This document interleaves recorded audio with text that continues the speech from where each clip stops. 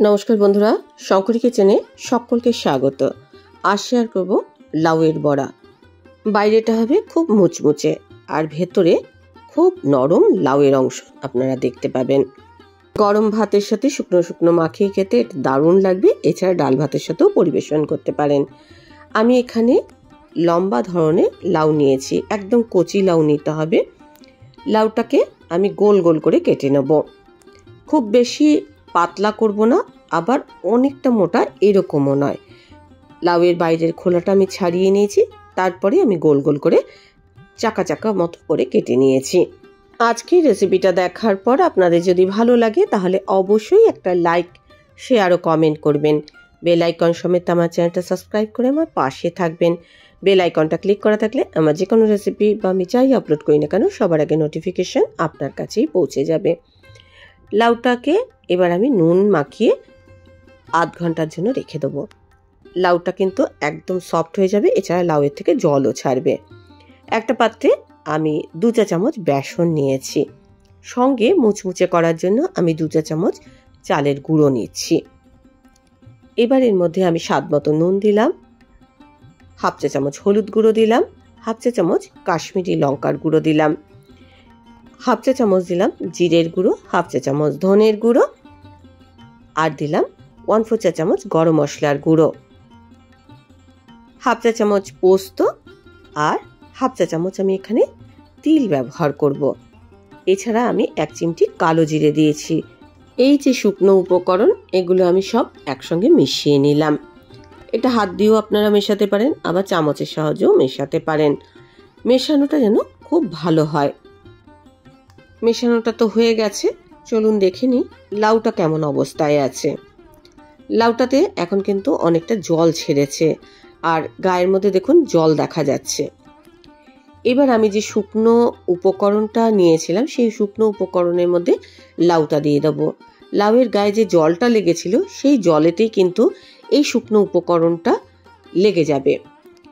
এটা আমি প্রত্যেকটার গায়ে এইভাবে লাগিয়ে নেব, আর একটু চেপে চেপে দেবো যাতে প্রত্যেকটার গায়ে এটা ভালোভাবে সেট হয়ে যায়।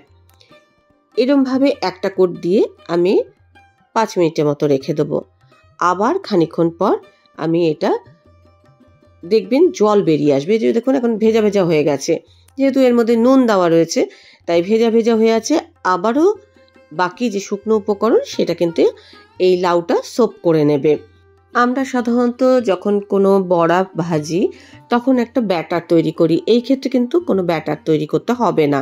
যা শুকনো উপকরণের মধ্যে লাউগুলো চেপে চেপে এই যে শুকনো উপকরণটা ভালো করে সেট করে নিতে হবে, এর জন্য একটু সময় দিতে হবে। এরকম মাখিয়ে আপনি অন্যান্য কাজ করুন, আবার একটুখানি এরকম সেট করে নেবেন। এই করে 2-3 বারে আপনি গায়ে যত মশলা আছে লাগিয়ে নেবেন। এখন দেখুন এই যে ভালোভাবে সেট হয়ে গেছে। এগুলো কিন্তু একটু ভেজা ভেজা রয়েছে, যে আপনি তেলে দেবেন তখন এগুলো থেকে যে ছেড়ে যাবে এরকম কিন্তু হবে না। আমি একটা ফ্রাই প্যানে অল্প পরিমাণে সর্ষের তেল দিয়েছি। আমি শ্যালো ফ্রাই করব, আমি কিন্তু এটা ডিপ ফ্রাই করব না। আপনারা চাইলে ডিপ ফ্রাইও করতে পারেন, তবে শ্যালো ফ্রাই করেও কিন্তু এটা খুব ভালো হবে। এক একটা লাউয়ের অংশ আমি দিয়েছি, আর তেলের মধ্যে আমি এগুলোকে একটা পাশ সেঁকে নেব। যেহেতু আমি সরু লম্বা ধরনের লাউ নিয়েছি তাই গোল গোল চাকা কিন্তু বেরোবে। যে কোনো নিরামিষের দিনে আপনারা এটা কিন্তু ট্রাই করতে পারেন। একদম সাধারণ উপকরণ, সাধারণভাবে আমি তৈরি করেছি। মিডিয়াম টু লো ফ্লেমে আমি এই যে বড়াগুলোকে ভেজে নিয়েছি। দেখুন এইগুলো কিন্তু কোনোটাই ছেড়ে যায়নি, সুন্দরভাবে এই লাউয়ের গায়ে কিন্তু সেট হয়ে গেছে।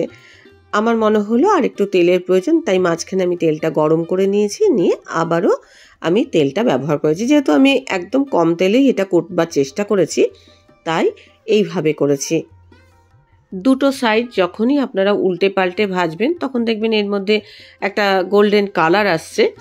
যতক্ষণ না এর মধ্যে গোল্ডেন কালার আসবে ততক্ষণ পর্যন্ত আপনারা এটাকে উল্টে পাল্টে সেঁকে নেবেন।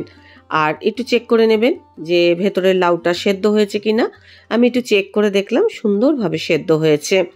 আমি যে শুকনো উপকরণগুলো লাউয়ের গায়ে লাগিয়েছি সেগুলো কিন্তু এতটুকু ছেড়ে যায়নি, সুন্দরভাবে লাউয়ের গায়ে কিন্তু সেট হয়ে গেছে। লাউয়ের বড়া একেবারে রেডি হয়ে গেছে। গরম গরম ভাতের সাথে আপনারা এটা পরিবেশন করুন। এছাড়া শুধু খেতেও কিন্তু খুব ভালো লাগবে। আমি যেহেতু খুব কম পরিমাণে এই জিনিসটা তৈরি করেছি, তাই সব উপকরণ আমি কম কম নিয়েছি।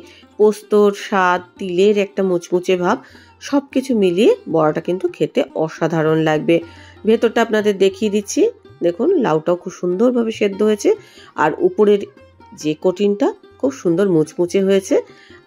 এতটাই সফট হয়েছে যে আমি একটুখানি ছিঁড়ে আপনাদের দেখিয়ে দিলাম। আপনাদের ভয় নেই যে ভেতরের লাউটা কাঁচা কাঁচা থাকবে। লাউটা নেওয়ার সময় কচি লাউ নেওয়ার চেষ্টা করবেন। রেসিপিটা ভালো লাগলে অবশ্যই একটা লাইক দেবেন, প্রচুর প্রচুর শেয়ার করবেন। আমার চ্যানেলটা ভালো লাগলে অবশ্যই সাবস্ক্রাইব করে আমার পাশে থাকবেন। আজকের রেসিপি এই পর্যন্ত। দেখা হবে নতুন কোনো রেসিপি নিয়ে নতুন কোনো এপিসোডে। এতক্ষণ আমার সঙ্গে থাকার জন্য অনেক অনেক ধন্যবাদ।